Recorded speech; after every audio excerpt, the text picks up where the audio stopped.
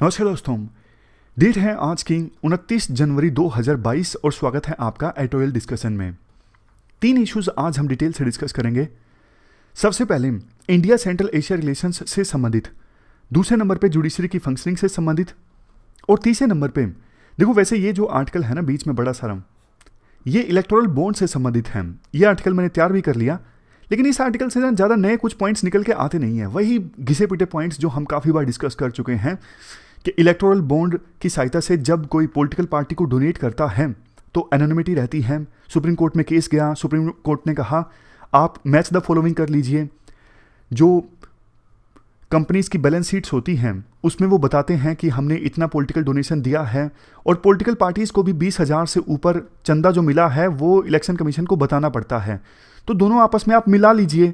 ऐसे कौन मिला सकता है? कोई सिटीजन मिला सकता है? इतना टाइम है उसके पास में? तो राइटर वही कहते हैं इलेक्टोरल बॉन्ड स्कीम से रूलिंग पार्टी को फायदा होता है और जनता को नुकसान होता है।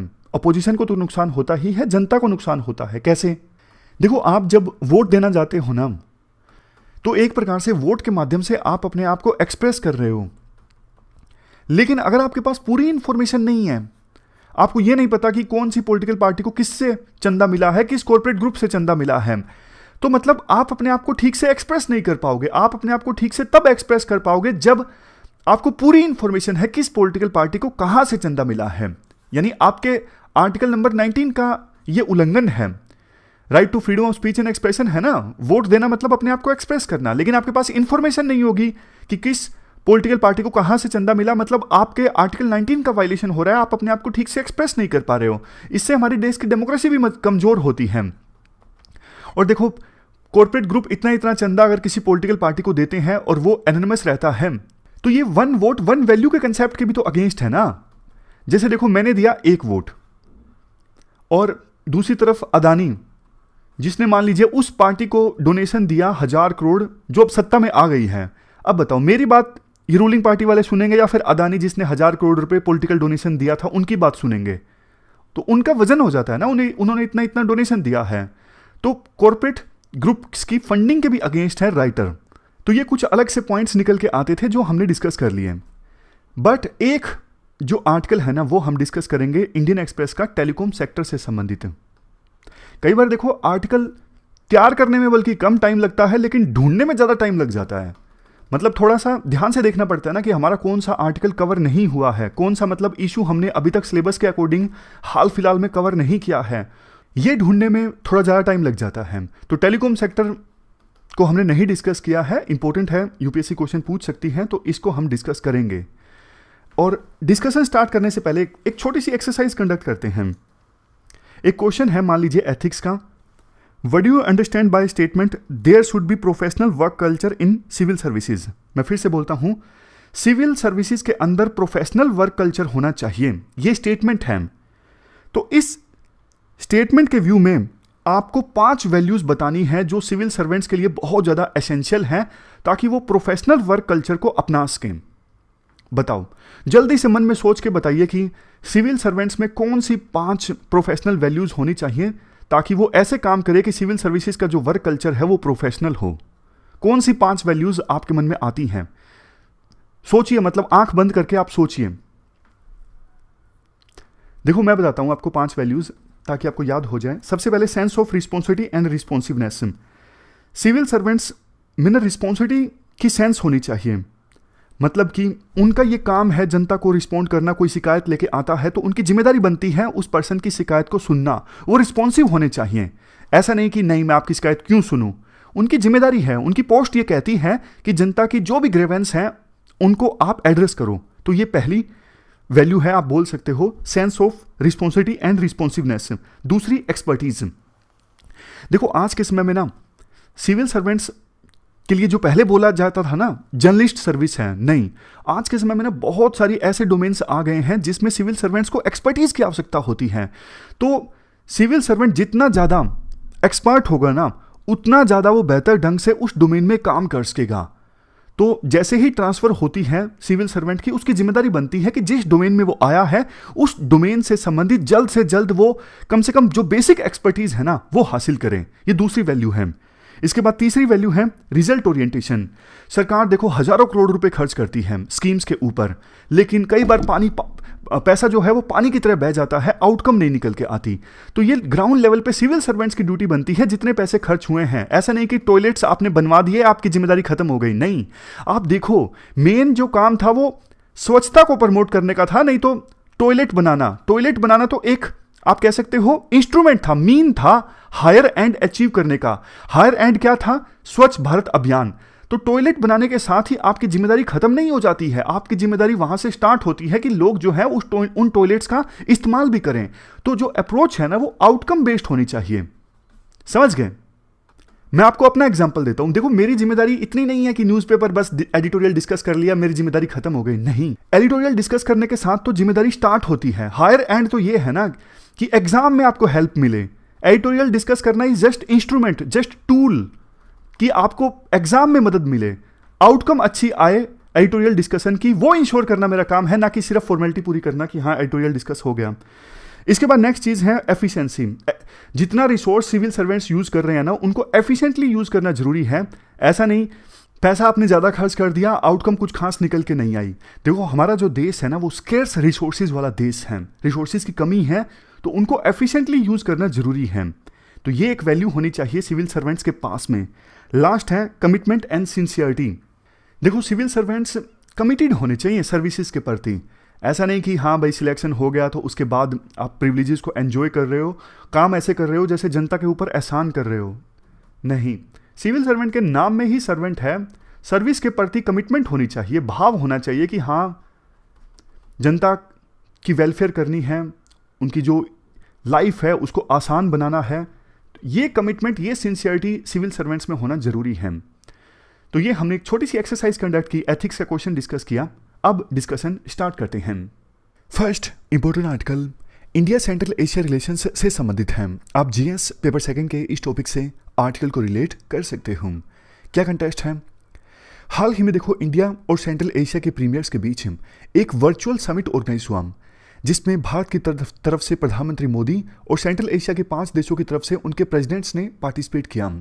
इस वर्चुअल समिट के बाद एक जो ज्वाइंट स्टेटमेंट रिलीज की गई उसमें कहा गया, वैसे तो देखो इंडिया और सेंट्रल एशिया के बीच में सिविलाइजेशनल, कल्चरल, ट्रेड और पीपल टू पीपल लिंकेजेस हैं, लेकिन अभी फिलहाल अफगानिस्तान में जो तालिबान का रूल आ गया है और इसके अलावा डायरेक्ट लैंड रूट की एक्सेस नहीं है इंडिया और सेंट्रल एशियन कंट्रीज के बीच में। ये 2 बड़े चैलेंजेस हैं इंडिया और सेंट्रल एशिया के बीच में रिलेशंस को मजबूत बनाने की दिशा में। आप यहां पर देखो सामान अगर भेजना हो, बीच में देखो पाकिस्तान आ जाता है, अफगानिस्तान आ जाता है, तो इंडिया एक्सेस कहां से करे सेंट्रल एशिया को? मेनली देखो 3-4 ऑप्शंस हैं। ये पाकिस्तान और अफगानिस्तान के थ्रू सामान भेजना ये तो पॉसिबल है नहीं, क्योंकि ज़्यादातर समय इंडिया के पाकिस्तान के साथ रिलेशंस खराब रहते हैं, तो ये पूरा तो ऑप्शन वैसे ही ख़त्म हो जाता है। तो सी की सहायता से सेंट्रल एशिया में सामान भेजा जाए या फिर इंपोर्ट किया जाए, ये एक मेजर ऑप्शन है।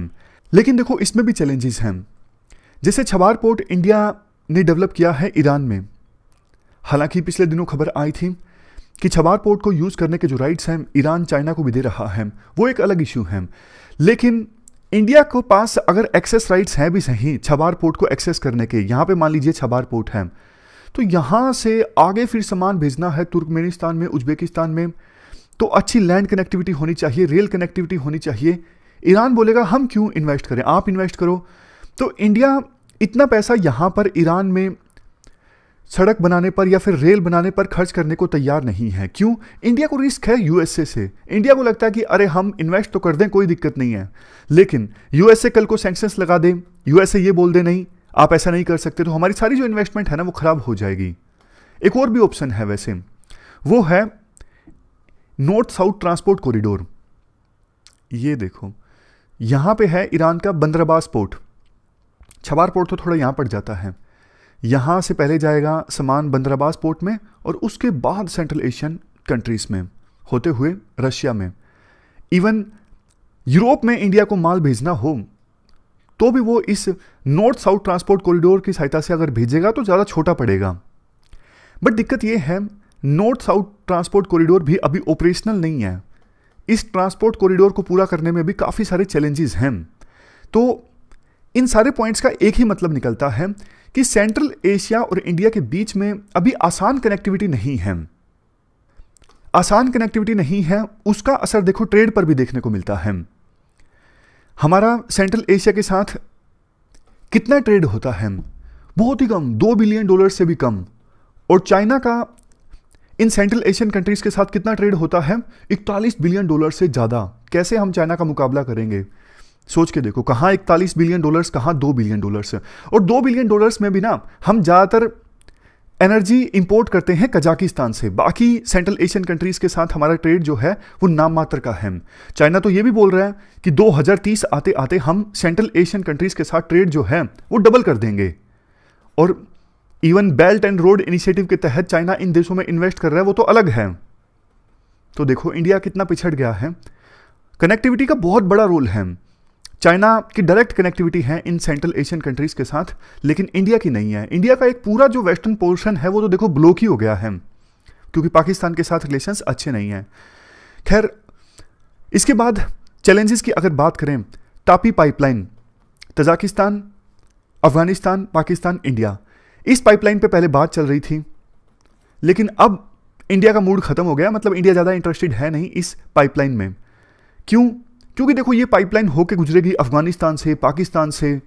तो इंडिया को लगता है इतना पैसा खर्च करने के बावजूद अगर ये पाइपलाइन अफगानिस्तान से, पाकिस्तान से गुजरेगी, कल को रिलेशंस खराब हो गए, पाइपलाइन की सुरक्षा भी नहीं प्रोवाइड कर पाएंगे। बेशक मान लीजिए अफगानिस्तान और पाकिस्तान की सरकारें चाहें कि हम पाइपलाइन को सुरक्षा प्रोवाइड करेंगे, लेकिन वहां पर इतने सारे जो टेररिस्ट है वो एक्टिव हैं, तो सरकार के चाहते हुए भी ये पाइपलाइन जो है वो सुरक्षित नहीं रह पाएगी। तो इंडिया का जो इंटरेस्ट है वो खत्म हो गया। इंडिया को लगता है पैसा ज़्यादा खर्च होगा, उतना आउटकम नहीं निकल के आएगा। नेक्स्ट चैलेंज, अफगानिस्तान में देखो सिचुएशन काफ़ी ज़्यादा खराब है। ड्रग्स की जो प्रोडक्शन है वो इंक्रीज होगी, रेडिकलिज्म इंक्रीज होगा, और इन सब चीज़ों से ना खतरा सेंट्रल एशियन कंट्रीज को भी है और इंडिया को भी है। तो अभी जो वर्चुअल समिट ऑर्गेनाइज हुआ ना, अफगानिस्तान के मुद्दे पर चर्चा हुई सेंट्रल एशियन कंट्रीज के प्रेसिडेंट्स और प्रधानमंत्री मोदी के बीच में। नेक्स्ट चैलेंज, वैसे देखो पहले रशिया यहां पे डोमिनेंट प्लेयर हुआ करता था, क्योंकि ये जो सेंट्रल एशियन कंट्रीज है ना, ये पहले यूएसएसआर का पार्ट हुआ करते थे। लेकिन अब चाइना का जो इकोनॉमिक डोमिनेंस है ना वो काफी ज्यादा इंक्रीज हो गया है बेल्ट एंड रोड इनिशिएटिव के तहत। कहीं ना कहीं रशिया भी इस चीज से थोड़ा सा इनसिक्योर महसूस करता है, लेकिन अभी उतना ज्यादा नहीं। अभी हाल ही में जैसे सेंट्रल एशिया के प्रेसिडेंट्स ने प्रधानमंत्री मोदी के साथ वर्चुअल समिट अटेंड किया, उसी प्रकार का वर्चुअल समिट चाइना के राष्ट्रपति शी जिनपिंग के साथ भी उन्होंने अटेंड किया। और पाकिस्तान, जो कि देखो चाइना का परम मित्र है, पाकिस्तान भी सेंट्रल एशियन कंट्रीज के साथ अपने रिश्तों को मजबूत बनाने में लगा हुआ है जब से तालिबान सत्ता में आया है अफगानिस्तान में। पाकिस्तान के पास एक एडवांटेज पता क्या है? ये सेंट्रल एशियन कंट्रीज है ना, ये लैंड लॉक कंट्रीज हैं। तो पाकिस्तान इनको बोलता है हम आपको ना इंडियन ओशन का एक्सेस दे देंगे। आप ये मैप देखिए, यहां से सामान आएगा पाकिस्तान के थ्रू और वो इंडियन ओशन को एक्सेस कर सकेंगे। पाकिस्तान इनको ग्वादर पोर्ट की एक्सेस देगा ताकि ये सेंट्रल एशियन कंट्रीज अपना सामान भेज सकें विभिन्न देशों को, जैसे येमेन को, कहीं और। तो इनको इंडियन ओशन की एक्सेस मिल जाएगी पाकिस्तान से। ये पाकिस्तान के पास एडवांटेज है। तो इंडिया को भी देखो अपने कार्ड्स जल्दी से प्ले करने होंगे। वैसे इंडिया बोलता है कि सेंट्रल एशियन कंट्रीज के साथ हमारे हिस्टोरिकल लिंकेजेस हैं, लेकिन सिर्फ हिस्टोरिकल लिंकेजेस से काम नहीं चलेगा ना। आपको ट्रेड, इन्वेस्टमेंट, डेवलपमेंट पार्टनरशिप, इन सबको मजबूत बनाना होगा। और इंडिया अगर सेंट्रल एशिया में रेलेवेंट बना रहना चाहता है तो ज़्यादा जल्दी से और ज़्यादा अच्छे कदम इंडिया को उठाने होंगे। तो ये पूरा आर्टिकल हमने डिस्कस किया इंडिया सेंट्रल एशिया रिलेशंस से संबंधित। चलते हैं आगे। इसके बाद नेक्स्ट आर्टिकल जुडिशरी की फंक्शनिंग से संबंधित है। आप जीएस पेपर सेकंड के इस टॉपिक से आर्टिकल को रिलेट कर सकते हो। क्या कंटेस्ट है? 10 दिसंबर 2021 को ना जी न्यूज़ ने एक इंटरव्यू लिया था former chief justice of India Ranjan Gogoi से। इनसे पूछा गया इंडियन जुडिशरी में करप्शन के बारे में आपका क्या कहना है। जानते हो इन्होंने क्या जवाब दिया? इन्होंने बोला देखो करप्शन हमारी सोसाइटी में उतना पुराना है जितनी पुरानी सोसाइटी है, यानी जब से सोसाइटी बनी है तब से करप्शन हमारे समाज में है। और जजेस जो हैं वो स्वर्ग से नहीं टपकते, वो भी सोसाइटी से ही निकल के आते हैं। तो कहने का तो मतलब उनका ये हुआ ना कि जुडिशरी में करप्शन है। तो राइटर के अनुसार उनके ऊपर कंटेम्प्ट ऑफ कोर्ट लगनी चाहिए। उन्होंने कोर्ट की जो डिग्निटी है वो डिग्रेड की है। जस्टिस गोगोई ने अपने इन रिमार्क से supreme court as a institution की बहुत ज़्यादा तौहीन की है। इसके बाद राइटर देखो एक्सप्लेन ये करते हैं, आमतौर पर लोग ये समझते हैं कि कोई पर्सन अगर किसी जज के अगेंस्ट या फिर जुडिशरी के अगेंस्ट स्टेटमेंट दे देता है तो उसके खिलाफ इसलिए कार्रवाई होनी चाहिए क्योंकि उसने जज की या फिर कोर्ट की डिसरिस्पेक्ट की है।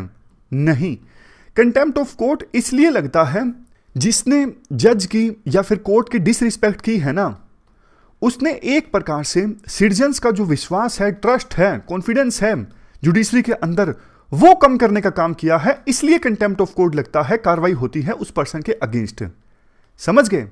मतलब बात तो वही है लेकिन एक्सप्लेनेशन अलग है। अगर मैं अभी कुछ बोल देता हूं सुप्रीम कोर्ट के जज के अगेंस्ट, मेरे खिलाफ कार्रवाई हो जाएगी, लेकिन मेरे खिलाफ कार्रवाई करते वक्त जज ये बोलेंगे मैं आपके खिलाफ इसलिए नहीं कार्रवाई कर रहा हूं क्योंकि आपने मेरे खिलाफ बोला, मैं आपके खिलाफ इसलिए कार्रवाई कर रहा हूं क्योंकि आपने जनता का जो विश्वास है ना वो तोड़ने का काम किया है जुडिशरी के अंदर मेरे खिलाफ बोल के। मेरी डिसरिस्पेक्ट से क्या हुआ है, जनता का जो विश्वास है जुडिशरी के अंदर से वो कम हुआ है, इसलिए मैं आपके खिलाफ कार्रवाई कर रहा हूं, ये राइटर बोलते हैं। इसके बाद देखो वो बोलते हैं इसी वजह से मार्कंडे काटजू, प्रशांत भूषण और काफी सारे लोगों के खिलाफ कंटेम्प्ट ऑफ कोर्ट के चार्ज लगे हैं, उनके खिलाफ कार्रवाई भी हुई है। हालांकि मार्कंडे काटजू इन्होंने माफी मांग ली थी, लेकिन जस्टिस गोगोई जो कुछ बोल रहे हैं उनसे तो ऐसा लगता है कि जैसे उनके कार्यकाल में भी करप्शन हुआ हो। तभी तो वो बोलते हैं जितनी पुरानी सोसाइटी उतना पुराना करप्शन, इसका मतलब उन्होंने करप्शन किया था। फिर राइटर एग्जाम्पल देते हैं, जब Ranjan Gogoi chief justice of India थे ना, तो वो मास्टर ऑफ रोस्टर थे। मास्टर ऑफ रोस्टर का मतलब वही डिसाइड करते थे कौन सा केस कौन सी बेंच के पास जाएगा। तो उन्होंने ना एक पर्टिकुलर बिजनेस ग्रुप से संबंधित 8 केसेस जो है ना एक ही जज को दिए। उस जज का नाम है जस्टिस अरुण मिश्रा, और 8 के 8 केसेस में ना अरुण मिश्रा ने उसी बिजनेस ग्रुप के पक्ष में फैसला किया। आपको जानने की इच्छा होगी वो बिजनेस हाउस कौन सा है? मुझे भी थी, मैंने भी सर्च किया नेट पे। वो बिजनेस हाउस है अदानी। राइटर आर्टिकल में तो नहीं लिखते हैं, लेकिन इस केस से सर्च किया तो पता लग जाता है। तो राइटर का कहने का मतलब है ये सिर्फ एक एग्जाम्पल है कि अदानी बिजनेस ग्रुप से संबंधित 8 के 8 case chief justice of India ने एक ही जज को सौंपे, वो है जस्टिस अरुण मिश्रा। और जस्टिस अरुण मिश्रा ने 8 के 8 मामलों में अदानी ग्रुप के पक्ष में फैसला दिया। और बाद में जब रंजन गोगोई ने अपनी बुक का विमोचन किया, अपनी बुक लॉन्च की, तो वो अदानी, मतलब ऐसा बोल रहे हैं वो कोई अदानी जो है चीफ गेस्ट के तौर पे आए थे। वो आप समझ गए ना एसेंस, वो कहना चाहते हैं उस बिजनेस ग्रुप के साथ ऐसा लगता है कि जैसे पर्सनल रिलेशंस हो रंजन गोगोई के। इसके बाद राइटर ये बोलते हैं इवन देखो 8 मामलों में से कुछ मामले तो ऐसे हैं जिनकी सुनवाई इवन समर वैकेशंस के दौरान भी हुई और जल्दी जल्दी हुई। जैसे आज के दिन एक पक्ष का आर्ग्यूमेंट सुन लिए, कल के दिन दूसरे पक्ष के आर्ग्यूमेंट सुन लिए, फिर बेंच ने फैसला जो है वो रिजर्व रख लिया। इतने क्या ये अर्जेंट मैटर्स थे? पूछते हैं राइटर। ऐसा देखो सुप्रीम कोर्ट के इतिहास में पहले सिर्फ एक बार हुआ है। उस समय चीफ जस्टिस ऑफ इंडिया हुआ करते थे जस्टिस KN सिंह। इन्होंने देखो एक पर्टिकुलर बिजनेस ग्रुप के कई सारे मामले हैंडल किए और सब मामलों में उस बिजनेस ग्रुप को रिलीफ प्रोवाइड की। लेकिन उस समय फिर बार के मेंबर्स ने, अटॉर्नी जनरल ने विरोध किया, ये आप क्या कर रहे हो? तो तब तक वो रिटायर हो चुके थे। फिर नए chief justice of India HJ कनिया आ गए थे। इन्होंने जल्दी से एक्ट किया और उन सभी ऑर्डर्स को रिकॉल कर लिया। दोबारा से सुनवाई हुई उन सभी मामलों पर ताकि जुडिशरी की जो इमेज है उसे रिस्टोर किया जा सके। तो राइटर आह्वान करते हैं इन 8 मामलों में जिनमें अदानी ग्रुप को रिलीफ प्रोवाइड की गई थी जस्टिस अरुण मिश्रा वाली बेंच ने, उन मामलों की फिर से सुनवाई होनी चाहिए ताकि जुडिशरी की जो इमेज है उसे रिस्टोर किया जा सके। इसके साथ साथ चीफ जस्टिस ऑफ इंडिया अभी नहीं है, पहले थे, फॉर्मर हैं, रंजन गोगोई, इन पर कार्रवाई होनी चाहिए। इन्होंने कोर्ट की जो डिग्निटी है उसको कम करने का काम किया है। ये पूरा इशू हमने डिस्कस किया। चलते हैं आगे। इसके बाद नेक्स्ट जो आर्टिकल है वो टेलीकॉम सेक्टर में इश्यूज से संबंधित है। आप GS पेपर 3 के इस टॉपिक से आर्टिकल को रिलेट कर सकते हो। क्या कंटेक्स्ट है? देखो वोडाफोन आइडिया को ना सरकार के पैसे लौटाने थे, लेकिन ये कहते हैं कि हमारे पास पैसे देने के लिए है नहीं। तो वोडाफोन आइडिया के बोर्ड ने ना एक अप्रूवल पास किया है। इन्होंने सरकार को बोला है कि हमें आपको जितना पैसा देना है ना, उसकी आप इक्विटी ले लीजिए हमारी कंपनी में, यानी ओनरशिप ले लीजिए। तो इस प्रकार से वोडाफोन आइडिया को जो सरकार का पैसा लौटाना है ना, वो लौटाएंगे। तो ये जो आर्टिकल है ना, ये पूरा टेलीकॉम सेक्टर से संबंधित है। ये तो सिर्फ कंटेक्स्ट था, मतलब इस कंटेक्स्ट में आर्टिकल आया था इंडियन एक्सप्रेस में। लेकिन अब जो हम डिस्कस करेंगे वो इस मुद्दे से संबंधित नहीं डिस्कस करेंगे, पूरा टेलीकॉम सेक्टर में क्या एवोल्यूशन किस प्रकार से हुआ टेलीकॉम सेक्टर का, और क्या क्या स्कोप है टेलीकॉम सेक्टर का, सिग्निफिकेंस क्या है, और उसके बाद चैलेंजेस क्या हैं। देखो, टेलीकॉम सेक्टर एक बहुत ही ज़्यादा इंपॉर्टेंट बेसिक इंडस्ट्री है। आज के समय में तो देखो, आप देख रहे हो नए नए स्टार्टअप आ रहे हैं, नए नए बिजनेस इस्टेब्लिश हो रहे हैं, सब में इंटरनेट का तो इस्तेमाल होता ही है। अब हर कोई तो देखो वाईफाई इस्तेमाल करता नहीं है, ज़्यादातर लोग तो टेलीकॉम सर्विसेज का ही इस्तेमाल करते हैं और उनकी सहायता से ही वो इंटरनेट को एक्सेस करते हैं। किस प्रकार से टेलीकॉम सेक्टर इवोल्व हुआ? टेलीकॉम सेक्टर इंडिया में 165 साल पुराना है। पहले ये इंट्रोड्यूस हुआ था 1851 में।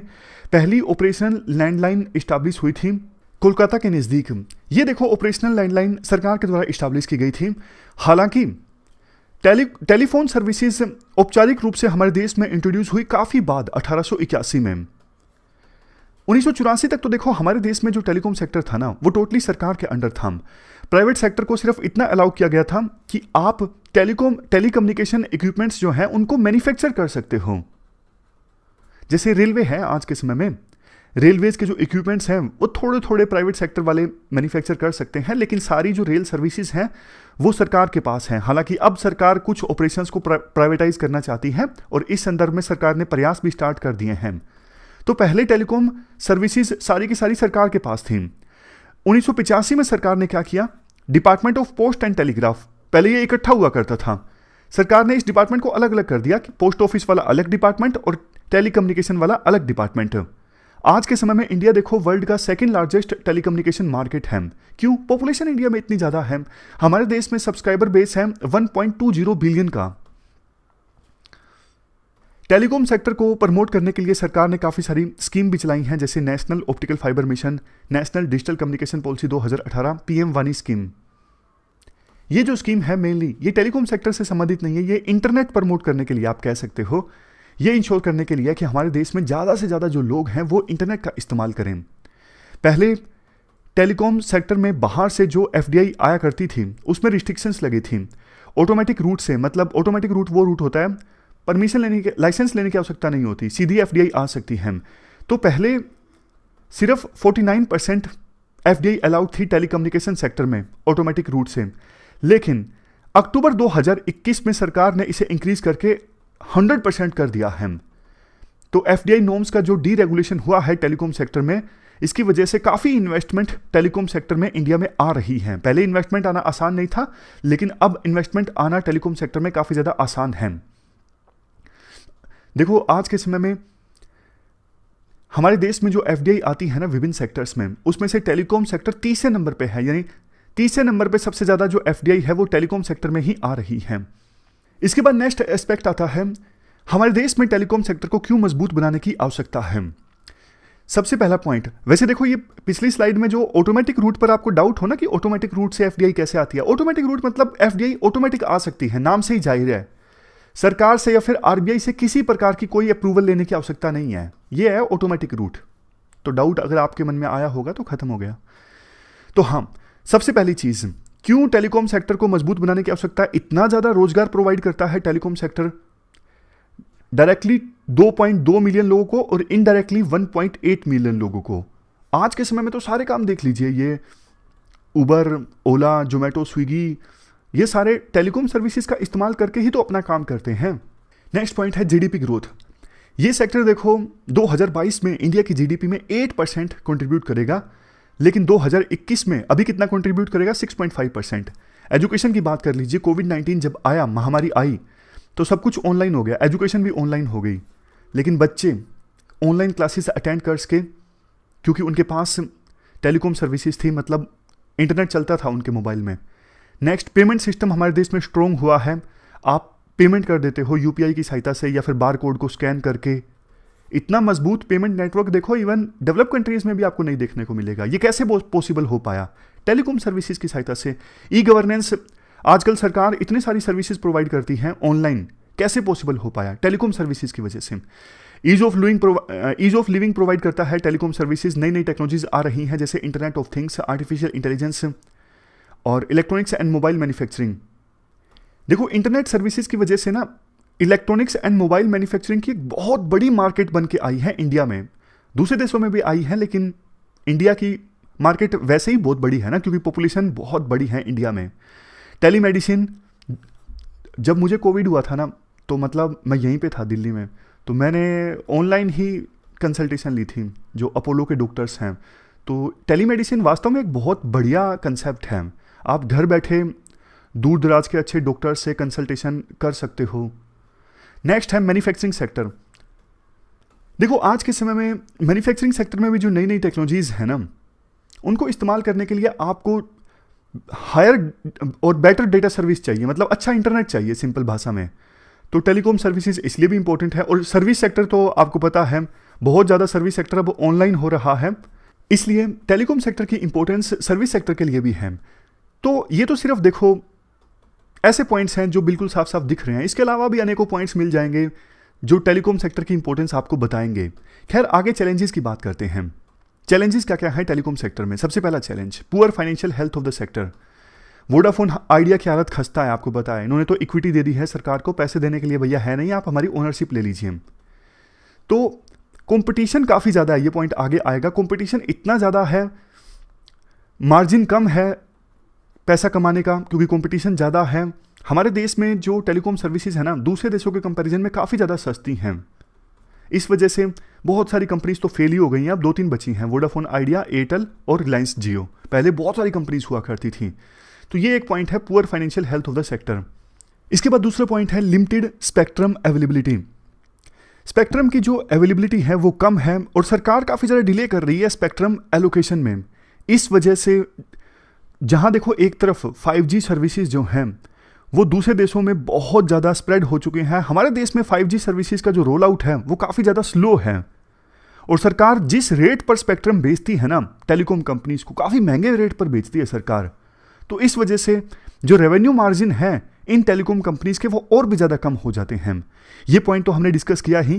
कंपटीशन और टैरिफ वार चलता है टेलीकॉम कंपनीज के बीच में, जैसे देखो एविएशन सेक्टर में चलता है, उसी प्रकार का वार टेलीकॉम सेक्टर में भी चलता है। जैसे रिलायंस जियो ये सोचती है कि एक बार ये कंपनीज फेल हो जाएं, वोडाफोन आइडिया, एयरटेल, उसके बाद तो मेरी मोनोपोली हो जाएगी। इसलिए रिलायंस जियो खुद घाटा सहन करके सस्ते प्लान बेच देती है कस्टमर्स को, इसी सोच के साथ कि एक बार ये कंपनीज फेल हो गई तो आगे जाके हम प्रॉफिट कमाएंगे अपनी मर्जी से। नेक्स्ट, आज भी देखो सेमी रूरल और रूरल एरियाज में टेलीकॉम इंफ्रास्ट्रक्चर का अभाव देखने को मिलता है। शहरों में तो ठीक है, लेकिन रूरल एरियाज में उतनी स्पीड नहीं आती। पहले से सिचुएशन इंप्रूव हुई है, लेकिन कंपेयर करें अगर अर्बन एरियाज को रूरल एरिया से, तो जाहिर तौर पर रूरल एरियाज में टेलीकॉम इंफ्रास्ट्रक्चर उतना मजबूत नहीं है जितना अर्बन एरियाज में है। नेक्स्ट है, सरकार की जो पॉलिसीज है ना वो भी इस सेक्टर के अनुकूल नहीं है। जैसे देखो बहुत सारे देशों में ना इस प्रकार के कंसेप्ट हैं, जैसे ओला उबर के जो ड्राइवर है ना वो इस्तेमाल करते हैं इंटरनेट सर्विसेज को, तो उनके लिए टेलीकॉम सर्विसेज थोड़ा स्पेशल पैकेज दे दें। टेलीकॉम कंपनीज जो है ना स्पेशल पैकेज दे दे कि आप हमारे प्लान यूज करोगे तो आपको इतना रुपया देना है। ड्राइवर्स के साथ नहीं, ओला उबर कंपनीज के साथ ये टेलीकॉम कंपनीज करार कर लें, पैक्ट कर लें, लेकिन सरकार ये सब अलाउ नहीं करती। तो काफ़ी देशों में ऐसे भी कंसेप्ट हैं कि पर्टिकुलर वेबसाइट्स को अगर आप ओपन करोगे तो जल्दी खुल जाएगी, उन पे डेटा की एक्सेस ज़्यादा अच्छी है तो वो वेबसाइट जल्दी खुल जाएंगी। लेकिन इसका विरोध किया गया और कंसेप्ट आया नेट न्यूट्रलिटी का, मतलब टेलीकॉम कंपनीज जो हैं वो वेबसाइट्स के साथ भेदभाव नहीं करेंगी, सभी वेबसाइट्स जितनी देर में वो खुलेंगी वो उतनी देर में खुलेंगी। ऐसा नहीं कि अमेजोन ज़्यादा जल्दी खुल जाए, फ्लिपकार्ट खुलने में 2 मिनट लग जाए, फिर तो देखो जाहिर तौर पर लोग अमेजोन से ही सामान खरीदेंगे ना, उनको लगेगा फ्लिपकार्ट खुलती नहीं। समझ गए? तो कहने का मतलब है कि इनोवेशन का स्कोप कम है पैसा कमाने के लिए, गवर्नमेंट सख्त है इस मामले में। नेक्स्ट, लो ब्रॉडबैंड पेनिट्रेशन, ये भी एक चैलेंज है। अभी तक ब्रॉडबैंड का जो पेनिट्रेशन है हमारे देश में वो कम है, पूरी तरह से हो नहीं पाया है। इसके बाद नेक्स्ट चैलेंज है लाइसेंस फी। सरकार ना टेलीकॉम कंपनी से एडजस्टेड ग्रोस रेवेन्यू का 8% लेती है। Including 5% as universal service levy. तो सरकार की जो लाइसेंस फी है ना, वो वन ऑफ द हाईएस्ट है वर्ल्ड में। अब बारी आती है वे फॉरवर्ड की, क्या किया जाए, इन्वेस्टमेंट की जाए। इंटरनेट सब्सक्राइबर बेस इंडिया में और भी ज़्यादा इंक्रीज होने वाला है, तो टेलीकॉम सेक्टर को इन्वेस्टमेंट की आवश्यकता है। सरकार लाइसेंस फी कम कर दे, R&D प्रमोट करे, ताकि टेलीकॉम इक्विपमेंट्स की हमारे देश में ही मैन्युफैक्चरिंग हो। नेशनल ऑप्टिकल फाइबर मिशन, जो कि ऑप्टिकल फाइबर का नेटवर्क एरिया इंक्रीज करता है, इस मिशन को ज़्यादा अच्छे से इंप्लीमेंट किया जाए। स्पेक्ट्रम की जब बोली होगी तो सरकार थोड़ा प्राइस कम करके ले टेलीकॉम कंपनीज से। सरकार अपना इंफ्रास्ट्रक्चर शेयर करे टेलीकॉम कंपनीज के साथ और बेस्ट प्रैक्टिसेस प्रमोट करे, ताकि टेलीकॉम कंपनीज भी आपस में अपना इंफ्रास्ट्रक्चर शेयर करें। बेटर टैरिफ प्राइसिंग मैकेनिज्म होना चाहिए, ताकि टेलीकॉम कंपनीज को कम से कम मिनिमम कीमत तो मिले। हालांकि इससे कस्टमर्स को नुकसान होगा शॉर्ट टर्म में, लॉन्ग टर्म में कस्टमर्स को फायदा होगा। कैसे? देखो, अगर ये वोडाफोन, आइडिया, एयरटेल ये डूब गए तो फिर रिलायंस जियो बचेगी। रिलायंस जियो 1000 रुपये एक महीने का प्लान कर देगी, हमें तो मजबूरी में वो लेना ही पड़ेगा ना। तो लॉन्ग टर्म में अगर हम सोचें तो कंपटीशन रहना चाहिए। Next point, ease of doing business promote करने की आवश्यकता है। मतलब कि जो परमिशन सरकार से लेनी है वो आसानी से मिल जाए, ऐसा नहीं कि सरकार बड़ी मुश्किल से परमिशन दे और टेलीकॉम कंपनीज जो हैं वो धक्के खाते रहें। नेक्स्ट, न्यूअर टेक्नोलॉजीज को रोल आउट किया जाए। जैसे देखो 5G टेक्नोलॉजी है, एक अनुमान के अनुसार 2023 से लेकर 2040 के बीच में 5G टेक्नोलॉजी की वजह से हमारी इकोनॉमी जो है उसमें एड ऑन होगा $450 बिलियन का। अभी ट्रायल चल रहे हैं, लेकिन जल्द से जल्द ये ट्रायल कंप्लीट करने होंगे और इंडिया में 5G सर्विसेज को रोल आउट करना होगा। तो ये हमने पूरा इशू डिस्कस किया टेलीकॉम सेक्टर से संबंधित। हमारी आज की इस डिस्कशन में इतना ही है। Thank you very much for discussion.